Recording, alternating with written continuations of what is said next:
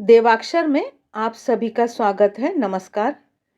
आइए सुनते हैं श्रीमद् भगवद गीता पर स्वामी आत्मानंद जी के प्रवचनों को। गीता तत्व चिंतन नामक पुस्तक से यह अंश लिया गया है और यह हम आगे आने वाले समय में क्रमबद्ध रूप से लगातार प्रस्तुत करने वाले हैं। स्वामी जी रायपुर रामकृष्ण मिशन के संस्थापक व सचिव रहे। उनके सारगर्भित विवेचनों, प्रवचनों में गहन अध्ययन, विलक्षण मेधा और असाधारण प्रस्तुति, इन तीनों का अपूर्व समन्वय है। उनकी वाणी में प्राच्य तथा पाश्चात्य दोनों प्रकार के दर्शन और चिंतन घुल मिलकर एक रूप तदाकार हो जाते हैं। श्रीमद् भगवद गीता भारतीय वाङ्मय का सर्वोपरि सर्वमान्य ग्रंथ है। यह ब्रह्म विद्या उपनिषद भी है, साथ ही योग शास्त्र भी, फिर जीवन कला की विशिष्ट पद्धति भी। भगवान श्री कृष्ण ने उसमें सर्वतोभावेन समर्पित श्रद्धा तथा तर्क संगत बौद्धिक निर्णय, इन दोनों का प्रतिपादन किया है। तभी तो वहां पर सर्वधर्मान परित्यज्य मामेकम शरणम व्रजा का आह्वान भी है। फिर साथ ही यथेच्छसि तथा कुरु की अनुमति भी। देवाक्षर में गीता ध्यान का अर्थ प्रस्तुत किया जा चुका है। आशा है आपने वह वीडियो देखा होगा। डिस्क्रिप्शन बॉक्स में प्लेलिस्ट को ज़रूर देखें और अन्य वीडियोस को भी ज़रूर देखें। तो शुरू करते हैं आज का वीडियो। गीता की भूमिका। गीता एक ऐसा ग्रंथ है जिसके शाश्वत उपदेश हमारे प्रतिदिन के जीवन के लिए अतिशय उपादेय हैं, ज़रूरी हैं। अर्जुन के मन में मानव जीवन को लेकर तरह तरह के प्रश्न उठ खड़े हुए थे। उन प्रश्नों के भगवान श्री कृष्ण ने जो उत्तर प्रदान किए वे हमारे लिए भी अत्यंत प्रयोजनीय हैं। ये प्रश्न और उत्तर ही गीता शास्त्र का निर्माण करते हैं। जीवन में उठने वाले मौलिक प्रश्न। अर्जुन जीव का प्रतिनिधित्व करते हैं। हम संसार में जीवन यापन करते हैं। संसार में हमारे सामने अनेक समस्याएं आती हैं और हमारे मन में अनेक प्रश्नों का उदय होता है। हम इन समस्याओं का उत्तर पाना चाहते हैं। ये हमारे जीवन की मौलिक समस्याएं हैं। मनुष्य केवल रोटी से ही संतुष्ट नहीं होता। यह सही है कि मनुष्य को रोटी की ज़रूरत होती है। उसे शरीर के लिए कपड़े की आवश्यकता होती है और अपना सिर छिपाने के लिए एक घर, एक छत का प्रयोजन होता है। पर ये ज़रूरतें पूरी हो जाती हैं तब मन के लिए भोजन जुटाना आवश्यक हो जाता है। मानसिक भोजन की पूर्ति धार्मिक संप्रदायों के द्वारा की जाती है। हम देखते हैं कि संसार में अनेक धर्म संप्रदायों का विकास हुआ है।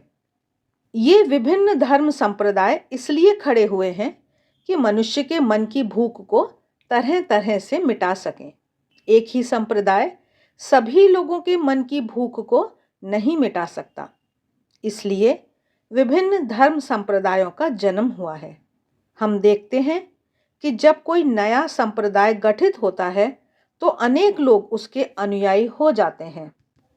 इसका तात्पर्य यह है कि पहले के संप्रदाय उसकी मानसिक भूख को शांत नहीं कर सके थे।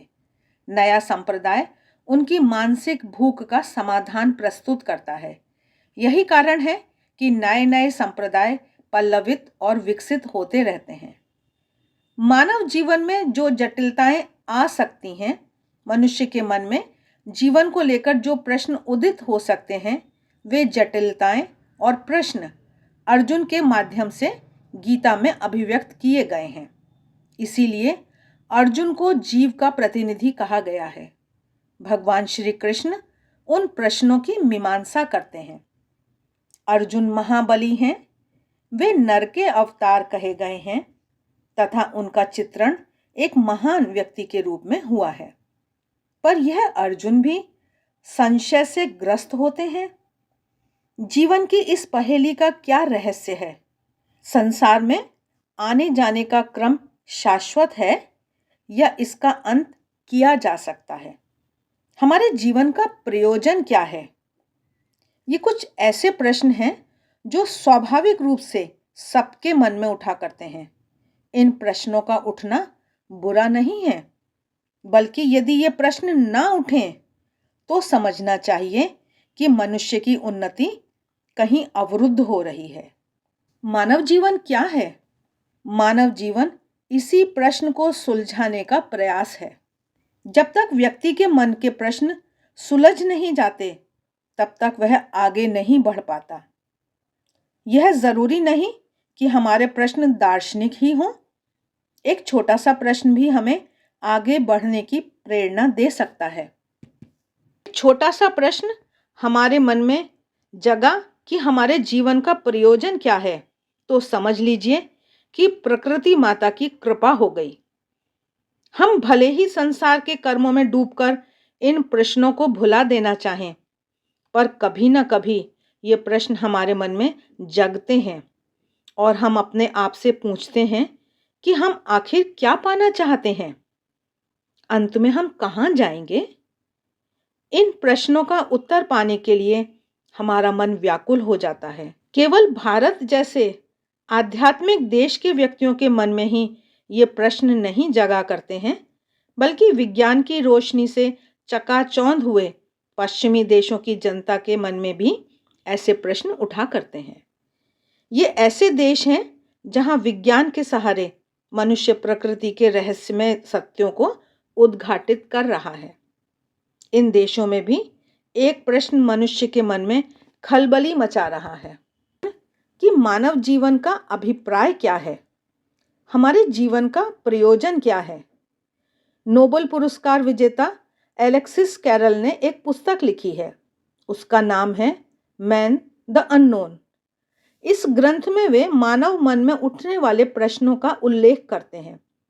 वे बताते हैं कि मनुष्य के दो रूप हैं। पहला रूप तो वह है जो जाना हुआ है, जो ज्ञात है, और दूसरा रूप वह है जो अब तक जाना नहीं गया है, अजाना ही है।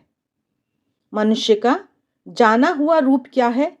यही कि उसकी लंबाई कितनी है, उसकी चौड़ाई कितनी है, उसका रंग रूप और उसका बाहरी नक्शा कैसा है। यह मनुष्य का दिखाई देने वाला रूप है, पर यह रूप बहुत छोटा है। इसके अतिरिक्त हमारा बहुत सा भाग ऐसा है जो अजाना है, और इस अजाने रूप को जानने की प्रक्रिया ही जीवन की प्रक्रिया है।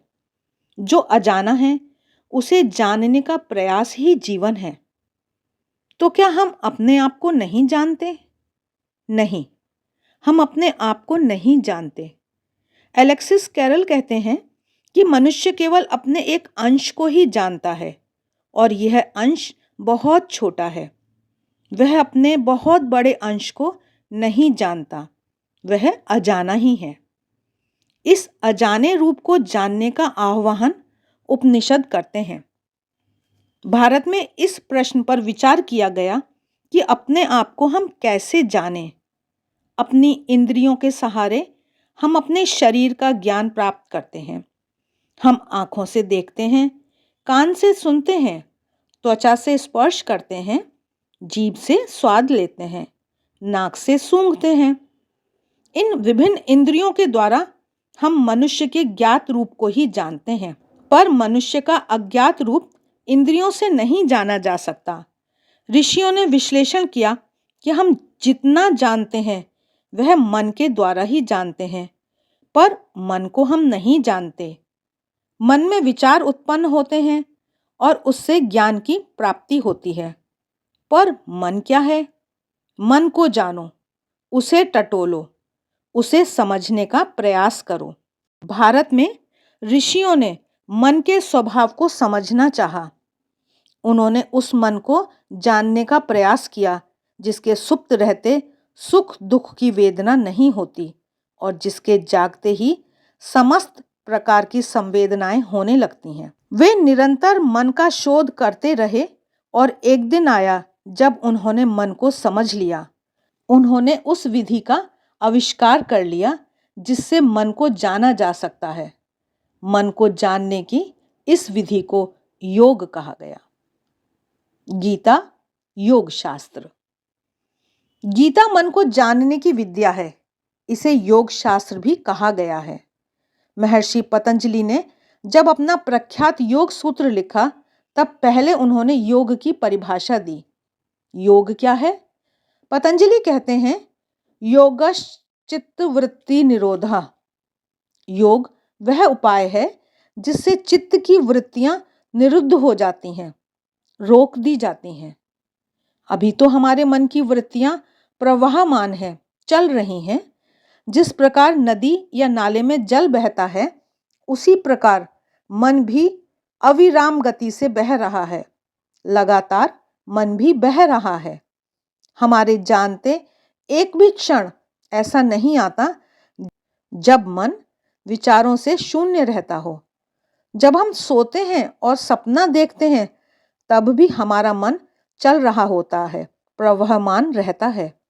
हम सपने में जो दृश्य देखते हैं, वह मन के प्रवाह के कारण ही संभव हो पाता है। केवल सुषुप्ति की दशा में, स्वप्न विहीन प्रगाढ़ निद्रा की दशा में ही हमारा मन कुछ समय के लिए स्थिर और शांत होता है। अच्छा, जब सुषुप्ति में हमारा मन शांत होता है, जब मन का प्रवाह कुछ देर के लिए बंद होता है, तब क्या हम अपने स्वभाव को जान सकते हैं? नहीं, क्योंकि जो जानने वाला मन है वही सोया रहता है। सुषुप्ति के अतिरिक्त अन्य सभी समय मन का प्रवाह अविराम रूप से चलता रहता है। मन के इस प्रवाह को ज्ञानपूर्वक रोकना ही योग है। बाहर से हम बहने वाले नदी या नाले के प्रवाह की तीव्रता को नहीं जान पाते। हमें उसकी तीव्रता और शक्ति का बोध तब होता है जब हम उसे बांधते हैं। जो लोग नदी या नाले के प्रवाह को बांधते हैं, वे ही उसके वेग को, उसकी गति को जानते हैं। इसी प्रकार अपने मन के प्रवाह की शक्ति का बोध तब तक नहीं होता जब तक वह बहता रहता है और उसके साथ हम भी बहते रहते हैं। हम तब तक यह नहीं जानते कि मन के इस प्रवाह में कितनी शक्ति छिपी हुई है। महाराज कह रहे हैं, एक बार मैं बेलूर मठ गया था। वहां मैं गंगा के तीर पर स्नान कर रहा था। मैं कोई तैराक नहीं था। बचपन में गांव के तालाब में हाथ पैर मार लिया करता था। मैंने किनारे पर ही थोड़ा हाथ पैर मारकर देखा। मुझे लगा कि मैं तो गंगा में अच्छी तरह से तैर सकता हूँ, क्योंकि मुझे आगे बढ़ने में कोई कठिनाई नहीं हुई। मैं आगे बढ़ा। थोड़ी दूर जाने पर किनारे पर खड़ा हुआ एक व्यक्ति चिल्लाया, आगे मत जाओ, बहुत गहराई है। मैंने वहां पर जल की गहराई नापी। पता चला कि वहां तो जल अथाह है, गहराई बहुत ज्यादा है। मैं वापस लौटा, पर 5 मिनट तक हाथ पैर मारने पर भी मैं मुश्किल से 1-2 गज वापस लौट सका। इसका कारण यह था कि जब मैं किनारे से गंगा में तैर रहा था, तब मैं प्रवाह के साथ था, धारा के साथ था, पर वापस लौटने समय में प्रवाह के विपरीत पड़ गया था। जब मैं गंगा के प्रवाह के साथ बढ़ रहा था, तब मुझे उतनी ताकत नहीं लगानी पड़ी, पर जब मैं वापस लौटने का प्रयास करने लगा, तब पता चला कि प्रवाह कितना तेज है। मैं प्रवाह की उल्टी दिशा में तैर ही ना सका। तब मैं फिर से प्रवाह के साथ साथ आगे बढ़ते हुए धीरे धीरे प्रवाह को काटते हुए कोई 100 गज की दूरी पर किनारे लगा। यही बात मन के प्रवाह के साथ लागू होती है। योग मन के प्रवाह को बांधने की विधि है। योग की परिभाषा में कहा गया है कि चित्त की वृत्तियों के निरोध का नाम ही योग है। चित्त की वृत्तियां कभी स्थिर नहीं रहती, वे सदैव चंचल रहती हैं। इस प्रवाहमान चित्त वृत्तियों को, इन बहती हुई चित्त वृत्तियों को बांधना अत्यंत दुष्कर कार्य है। तथापि चित्त वृत्तियों को बांधने पर ही मन को जाना जा सकता है। इसके लिए मन को रोकना होगा। विचार के सहारे विचारों को काटना होगा। विचार के द्वारा ही विचार से ऊपर उठना होगा। यही विधि है। यह विधि सुनने में बड़ी पहेली सी लगती है। विचार के सहारे हम विचारों को कैसे काट सकते हैं? भारतीय साधकों ने इस पहेली को सुलझाया। उन्होंने कहा, संसार में रहने पर मन सदैव चंचल बना रहता है। वह स्वाभाविक रूप से बहता रहता है। जब सांसारिक झमेले आते हैं तब उसका प्रवाह और भी प्रखर बन जाता है। इसलिए संसार में रहकर तुम मन को नहीं जान सकते। अतः तुम अरण्य की ओर चले चलो, जंगल की ओर चले चलो। ऐसे एकांत स्थल में, पहाड़ों कंदराओं में निवास करो जहाँ संसार और उसकी चिंता तुम्हारे सामने ना हो। तब तो भोजन की कोई समस्या थी नहीं। प्रकृति परम दयामयी थी। नदी स्वच्छ जल से भरी रहती थी। वृक्ष फलों से लदे रहते और धरती में प्रचुर मात्रा में कंदमूल समाये रहते। तब लोग मन को जानने के लिए जंगलवासी हो जाया करते थे, अरण्यवासी हो जाया करते और कंदमूल खाकर आत्मचिंतन में लगे रहा करते। वे विचार करते कि मन का स्वभाव कैसा है, जीवन की इस पहेली का अर्थ क्या है, जन्म और मृत्यु का तात्पर्य क्या है, प्रकृति के अंतराल में जो मूल सत्ता है उसका स्वरूप क्या है, प्राकृतिक शक्तियों का मानवीकरण, देवताओं का उद्भव। आदिम मानव प्रकृति की शक्तियों की पूजा किया करता था। यह मानव का स्वभाव है कि वह अपने से बली शक्तियों की पूजा करता है। जब वह देखता है कि वह किसी शक्ति का आधिपत्य प्राप्त करने में सफल नहीं होता तो वह उसकी पूजा करने लगता है। वेद मानव के मन की विकास गाथा है। मनुष्य का मन क्रमशः जिन सोपानों में से विकसित होता गया, वेद उनकी सुंदर कहानी कहते हैं। वेदों में पहले हम ऐसे मन को देखते हैं जो अभी अविकसित है, फिर वह धीरे धीरे अपना विकास करता है और कालांतर में विकास की उच्चतम अवस्था को प्राप्त कर लेता है। इसीलिए मैं वेदों को मानवीय मन के विकास की गाथा कहता हूँ। आदिम काल में मनुष्य प्रकृति की शक्तियों से डरा करता था। वह देखता था कि जब जोरों की आंधी आती है तो वृक्ष टूटकर गिर पड़ते हैं, झोपड़ियाँ गिर जाती हैं और धन नष्ट हो जाता है। आदिम मानव ने कल्पना की कि हो ना हो यह आंधी कोई शक्ति है। उसने उस शक्ति का मानवीकरण किया। यह मनुष्य का स्वभाव है कि वह जिसकी पूजा करता है उसे मानवीय रूप प्रदान कर देता है। वह ईश्वर को भी मानवीय रूप दे देता है और उसे समस्त मानवीय गुणों से युक्त कर देता है। इसका कारण यह है कि मनुष्य की कल्पना उसके अपने मन से मर्यादित है। यदि कोई मछली ईश्वर की कल्पना करे तो वह ईश्वर को एक बहुत बड़ी मछली के रूप में देखेगी। यदि कोई भैंस ईश्वर की कल्पना करे तो ईश्वर को वह एक बहुत बड़ी भैंस के रूप में सोचेगी। इसी प्रकार यदि कोई पक्षी ईश्वर के बारे में सोचे तो उसकी कल्पना में ईश्वर एक बहुत बड़े पक्षी का रूप धारण करेगा। अतः जब मनुष्य ईश्वर की कल्पना करता है तो वह उसे मानवीय गुणों से युक्त कर देता है। यह मनुष्य का अपना स्वभाव है। जब आदिम मानव ने आंधी की प्रचंडता का अनुभव किया तो उसने कल्पना की कि यह एक बहुत बड़ी शक्ति है। इसे उसने मरुत कहकर पुकारा। उसने सोचा कि मरुत एक देवता है। वह जब मनुष्यों पर खुश होता है तब उन्हें प्राण प्रदान करता है और जब कुपित हो जाता है तब उनके प्राण ले लेता है। इसलिए वेदों में मरुत की स्तुति करते हुए कहा गया है, हे मरुत, हम तुम्हारी उपासना करते हैं। हमें जो वस्तु सुंदर और प्रिय लगती है वह हम तुम्हें प्रदान करते हैं। तुम हम पर कृपा करो, आंधियों को मत भेजो। इस प्रकार वेदों की ऋचाओं का जन्म होता है। मनुष्य ने देखा कि अग्नि जब कुपित होती है तो सारा कबीला जलकर राख हो जाता है, सारी संपत्ति स्वाहा हो जाती है।